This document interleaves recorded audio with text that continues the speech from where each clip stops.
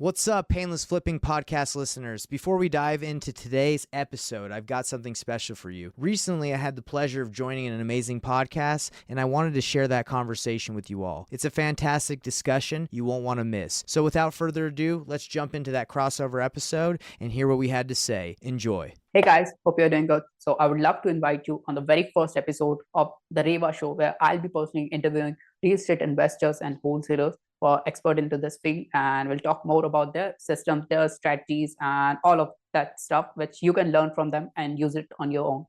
Okay, so let's start this.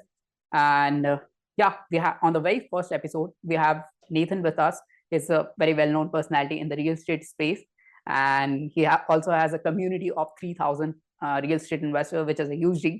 And he has a program where he teach other investors how to close deals with less leads. So that's his dialogue. And let's welcome Nathan to this show.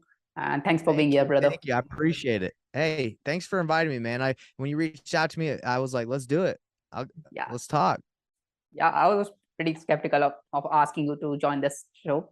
And thanks for being here, man. Thanks. Never be skeptical, man. I mean, one thing you got to do is always take your shot, always go for it. If you want something in this life, you just got to go for it. So if you ever feel like that, do it anyway. Go for it. Awesome. So let's just start and tell us more about your previous history and your entrepreneurial and REI journey, and your study, your previous ventures, and how do you come up with this real estate? Yeah, man, that's a really good question. So, I have always been kind of like an entrepreneurial kind of guy. Like I've always wanted to do sell random trinkets and stuff when I was a kid. Like, I don't know how old you are. This is the first time we met. How old are you? Just curious. I'm 23. 23. Yeah, there you go. So when I was your age, like I was doing, I'm 31 right now. So when I was your age, I was doing door-to-door sales. Okay. So I would go knock on someone's door that I never met, and I'd say, hey, how you doing? And I would try and sell them a product. Right. And what I was selling at the time was cable, like TV, like for channels and stuff like that.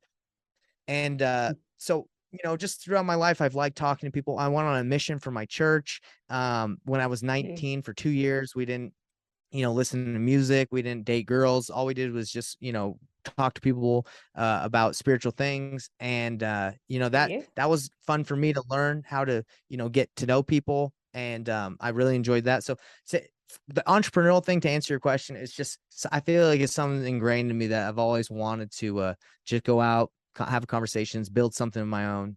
It's just something I've always liked. Okay. That's great, man.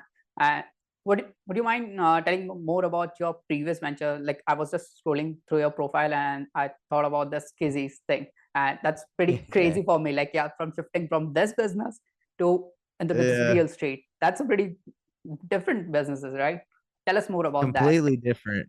Yeah, it's completely different. So for people that don't know that will watch this, I opened up a business my last year of college. I was a senior and I had been doing door-to-door for a couple years. So door-to-door makes good money. I don't know if you know that in the States, REWANSHU, but it makes pretty good money.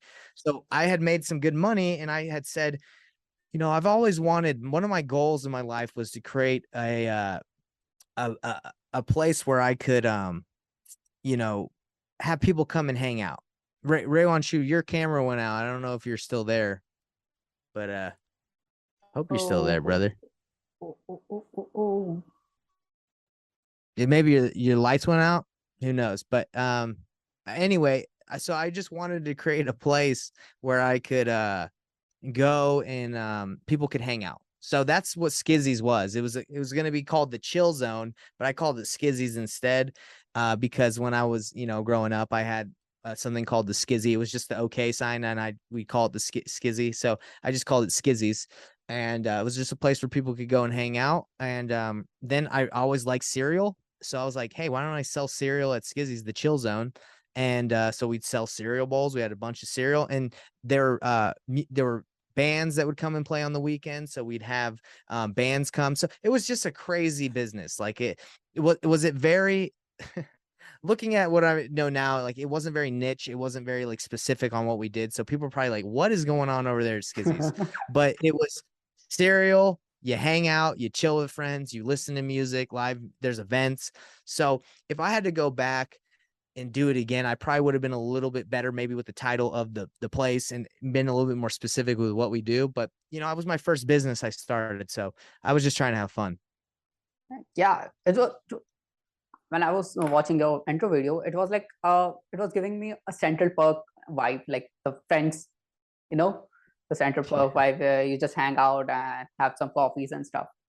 Was That's great, it, man. And I just wanted to create a place where people could go and hang out, because in my college town, it was in Rexburg, Idaho. So the population wasn't very big. There's not that much to do that at the time that I thought. So I wanted to create a place where everyone could go hang out. I don't care if you were, you know, nerd, if you're rich, if you're poor, it didn't matter. I wanted everyone to go to a place and feel welcome. So I created that place, and there were people, the people felt welcome there. You know, people, to be honest, people that maybe didn't have maybe feel welcome other places, they did come to Skizzy's. So it ended up me welcoming everyone. Some people just didn't want to come there because they were like, you know, I'm not saying anything bad about the people that came, but because I love everybody. But I think some people that are maybe aren't as inclusive and treat everyone right, maybe they're like, I'm not going there.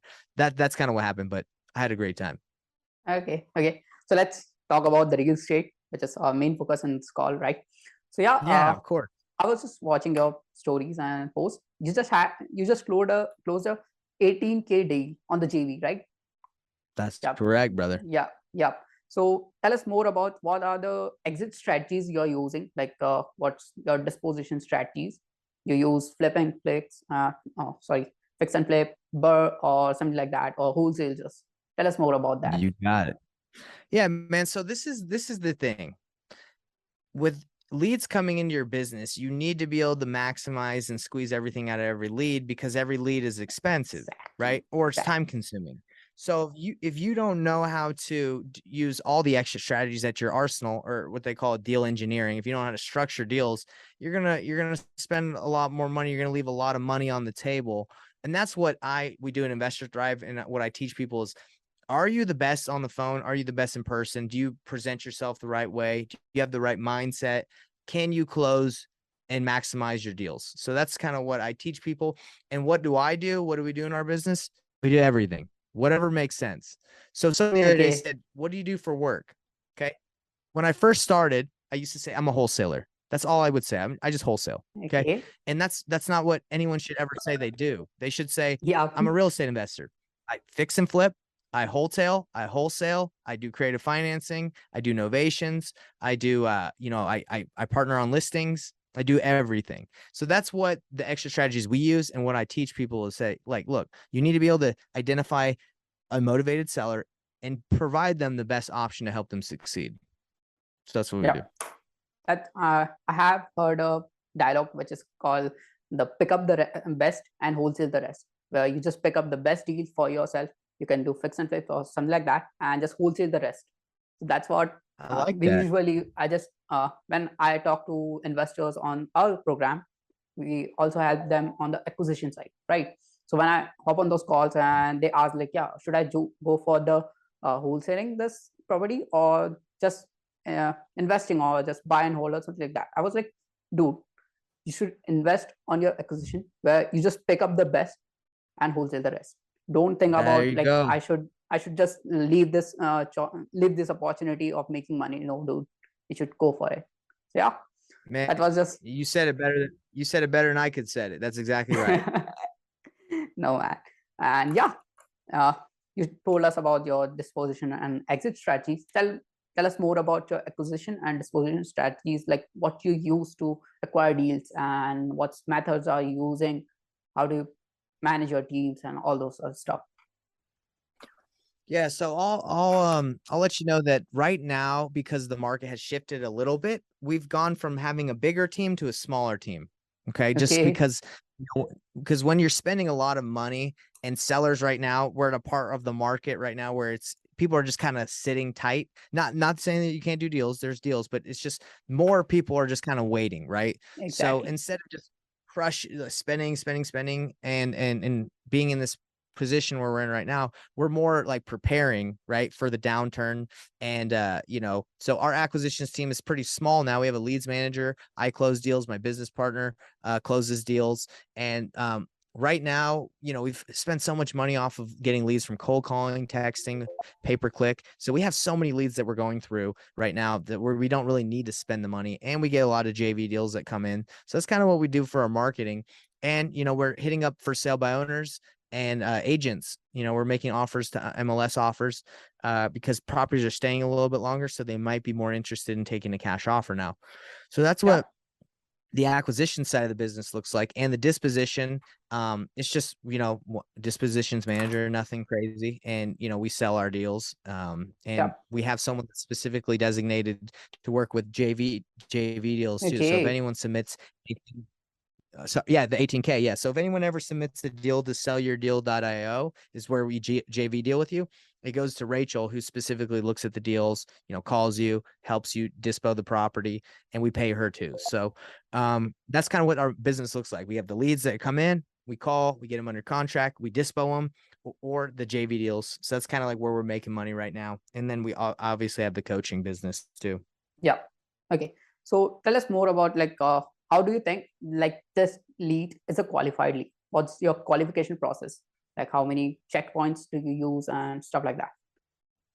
Yeah. So if I have a leads manager that qualifies as a lead for me, I really just want to know if someone wants to sell.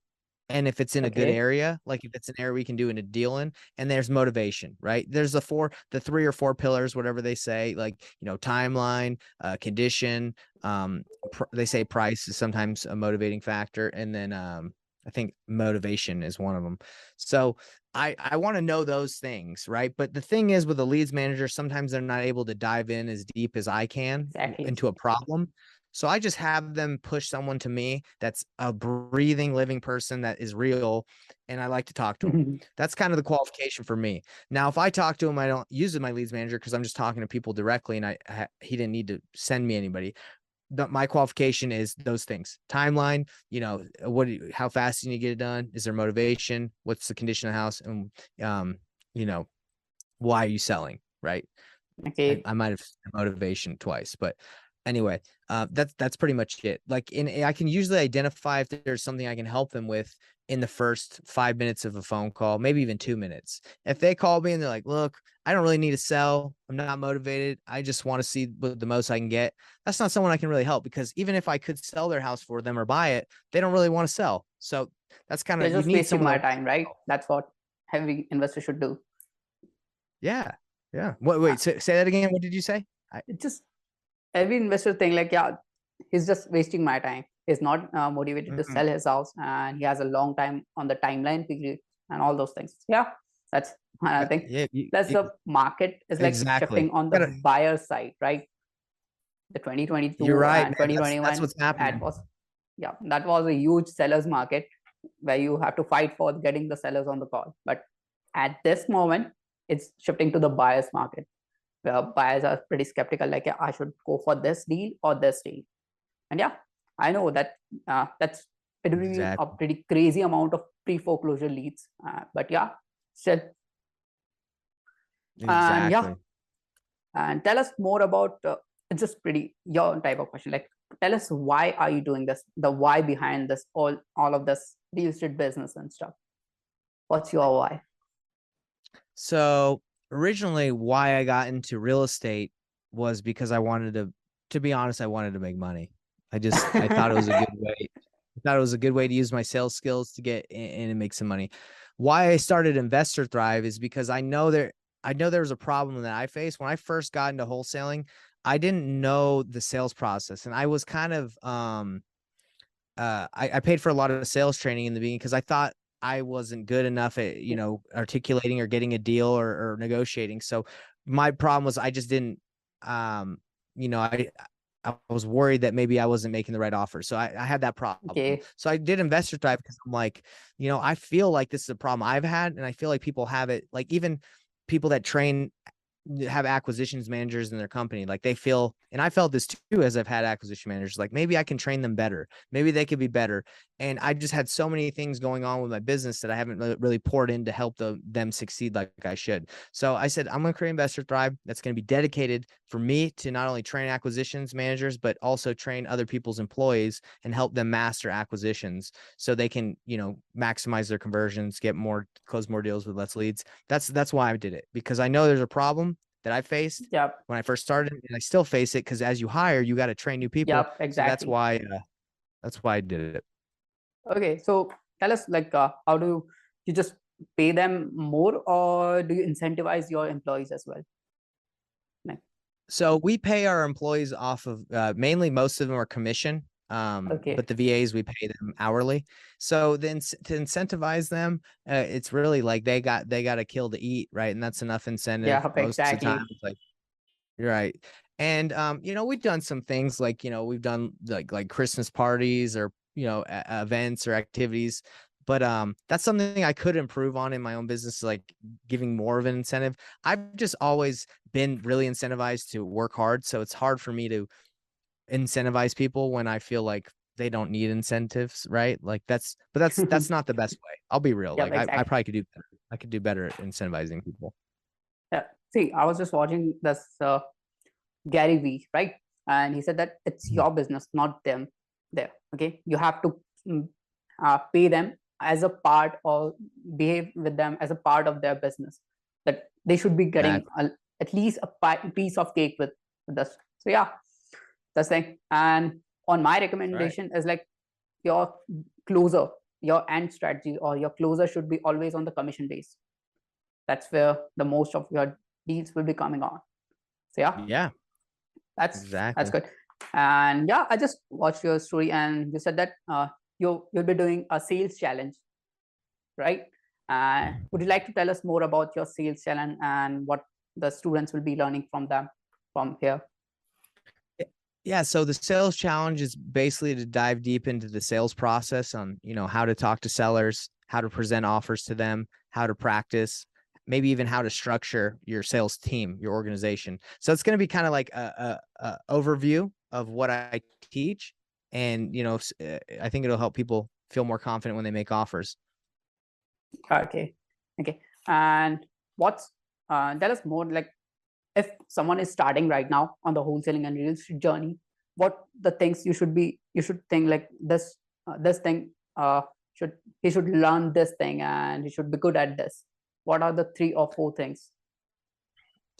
What are the couple things that someone should be good at if they're new at getting into wholesaling? I think they need to be good at I know this is dumb, but taking action. I mean, I think a lot of people think they can get into wholesaling. I think they can get into wholesaling and just like it's a passive business. It's not passive. Passive income will come from getting real estate, right? And buying stuff. But it's not passive. You have to take action every day. You got to put in the work. So that's my recommendation. Make sure you put in the work. Do not just sit back and try to educate yourself all before you take action. Do them at the same time. Take action and learn. And I would say that's like my 2 things. Like, you learn as you go, continue to educate yourself, master the skill that will help you get more deals, but take action. That's what I got. Yeah, that's good. And yeah, tell us more about your coaching program. And just about your coaching program. What are the main pillars you're focusing on and stuff? Yeah, go ahead. Yeah, so in the coaching program, there's kind of a difference, right? There's the mentorship where like you get mentored by me and you can ask me as many questions about pretty much anything, doesn't have to be just about sales. And then there's the sales training in the, it's called the ultimate acquisitions manager training. And that's like specifically where we train you and help you out with that. So in the mentorship, we meet every week, we talk about specific things, that the people have questions for. They go through, they have a portal, they have complete access to me and my team that they can reach out and ask questions. So the mentorship's like getting mentored, right? Like a mentor you would call, you'd ask questions, you want their help. Now, a lot of other mentorships, right? You just have education or a video and you don't get to talk to really anybody. That's not mine. Now, if the training, the sales training, that's what it is. We're going to help you specifically master getting more deals. So that's kind of what we do. Okay. That's good. And tell us like one thing which you did in your real estate business which helped you to scale this far, like the only one thing. The one thing that I've done to scale my real estate business this far, I would say networking. Like the reason why I've gotten up where I'm at is because I've networked with higher end people and learned how to get there. So networking. Yeah, your network is your wealth. Yep.